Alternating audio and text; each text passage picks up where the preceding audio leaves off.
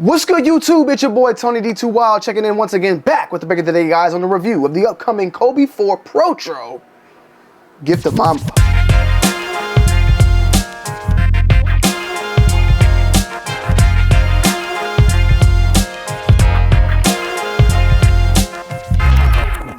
Bam!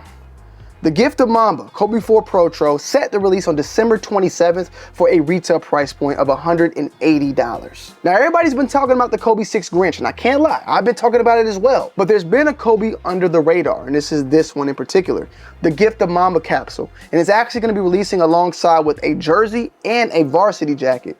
The varsity jacket's coming in at, I think, around $825. I do not know much about the actual jersey, but we do have shoes to go along with it. The shoes themselves kind of denoting to that, of course, Black Mamba colorway and Black Mamba essence. This is not the first time we've seen the Kobe 4 Protro come back in full style, in Protro effect. We had the Draft Day Hornets, which was, of course, based on Kobe being drafted by the Hornets back in 1996. And now we have the Protro in the Black Mamba. We did recently this year had the Kobe 8 Protro in an all-white featuring called the Halo. So we got an all white and all black Kobe that dropped in this year. And it's been a little weird in my opinion. Like, I'm trying to figure out kind of where they're basing the models off, like how they're basing it at least. Because what I'm saying is we had 4 Protros, we had 5 Protros, we had 6 Protros, but now we're coming back and dropping 4s here. We have, you know, some 8s dropping next year as well as some more 6s. So I'm kind of curious, are they just scattered all over the place as far as what models and what it is? Because with some of the shoes, of course, like the KD, we had the KD 3 drop this year.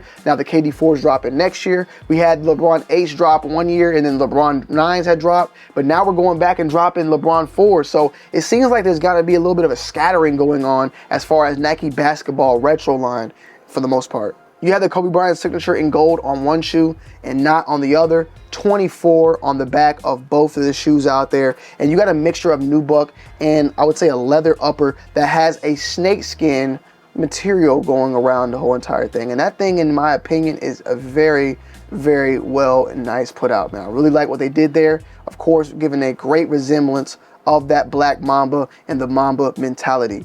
The Kobe 4 Protro is extremely light, and I would say also it fits very close and similar to that of the Kobe 6 as far as sizing goes. If you're someone who doesn't like a snug fit, you might want to go up half a size. If you're someone who, you know, it doesn't bother you, go with your true size, but it's going to be a snug fit, and more snug in my opinion than your typical snug. A little bit more snug, but I can still deal with it.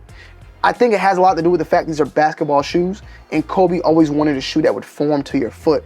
And for a shoe to form to your foot, it needs to kind of be tight on your foot so that you can eventually kind of break in when wearing and rocking it. Kind of like with a baseball glove. Any type of shoe is like that. If you're in there, you got to put it in, put it to work, get it heated up. Like literally, foams are meant to get heated up and then form to your foot. These are not foams, but you get my point. This shoe also features that carbon fiber on the bottom as well, and a great traction pad herringbone on the bottom for grip.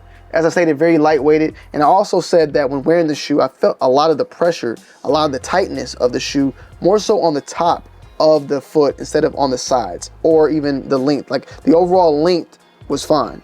True to size there, true to size on the width. It was more so the height. The pressure was felt here as far when it came to the snugness. Got the Mamba logos on the toes, as I stated, 24s on the back, and yeah. Pretty nice decked out shoe overall. The midsole, I ain't gonna lie, I didn't really notice it. It's I guess it's not rubber. It's more of a foam. Maybe that's lunar foam. I'm not gonna lie. Salutes to Nightwing. You'd know more about that.